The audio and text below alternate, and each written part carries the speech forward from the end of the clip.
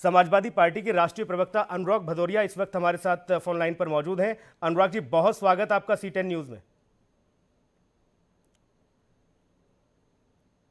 अनुराग जी, आवाज मिल रही है आपको? दोबारा संपर्क करने की कोशिश करेंगे, तकनीकी कमी के चलते अनुराग भदौरिया हमारे साथ नहीं है। लेकिन आपको बता दें कि मैनपुरी के करहल से चुनावी मैदान में होंगे अखिलेश यादव। ये कयास जो लगाए जा रहे थे उन पर विराम लगा, जो अटकलें लगाई जा रही थी उन पर अब फुल स्टॉप लग गया।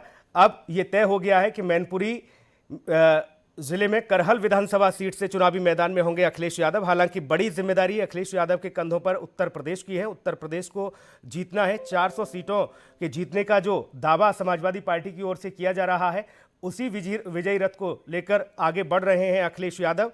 अनुराग भदौरिया हमारे साथ समाजवादी पार्टी के राष्ट्रीय प्रवक्ता इस वक्त फोन लाइन पर मौजूद हैं। अनुराग जी, बहुत स्वागत है आपका C10 न्यूज पर। जी नमस्कार। अनुराग भदौरिया जी, करहल सीट से चुनावी मैदान में होंगे अखिलेश यादव, आपकी प्रतिक्रिया चाहूंगा।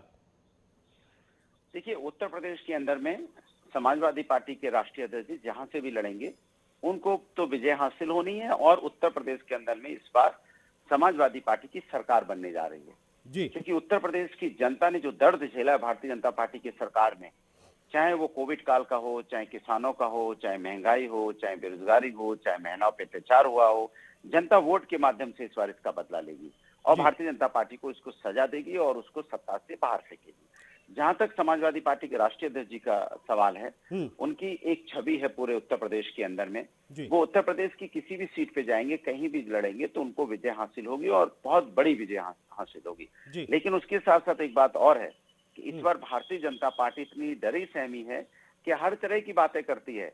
व्यक्तिगत हमले भी करेगी, इधर ताका झाकी भी करेगी, लोगों के घरों में ताका झाकी करेगी, लेकिन गरीब परेशान जनता जिन्होंने उनको चुना उनके यहाँ ताका झाकी नहीं करती, उनके बारे में कोई सवाल नहीं करती है। वो गरीब है, परेशान है, बेरोजगार है, महंगाई से आत्महत्या कर रहा है, उसके घरों वहां पे कोई बात नहीं करती।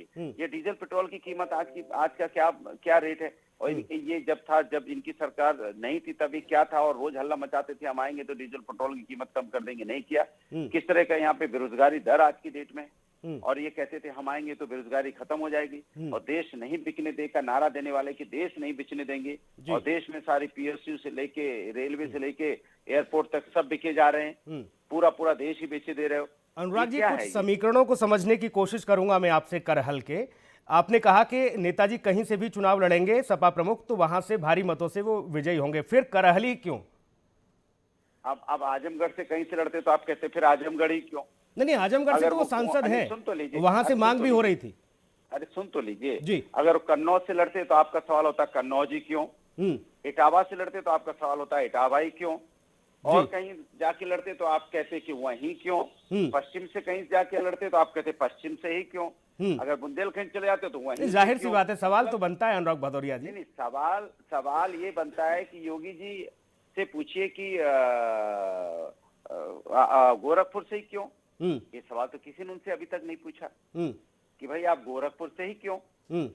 तो सवाल ये है कि उत्तर प्रदेश के अंदर में सवाल विपक्ष से पूछा जा रहा है, सत्ता पक्ष से कोई सवाल नहीं पूछा जा रहा है। नहीं, अब तो आप, ये हमारे देश अब तो आपकी सरकार आ रही है, अब तो आप फुल मेजोरिटी में 400 सीटों पर आप चुनावी मैदान में आप कह रहे हैं कि जीत कर आ रहे हैं, फिर आप इस तरह की बातें कर रहे हैं। मैं आपसे, मेरा सवाल है अनुराग भदौरिया जी कि आखिरकार करहल ही क्यों?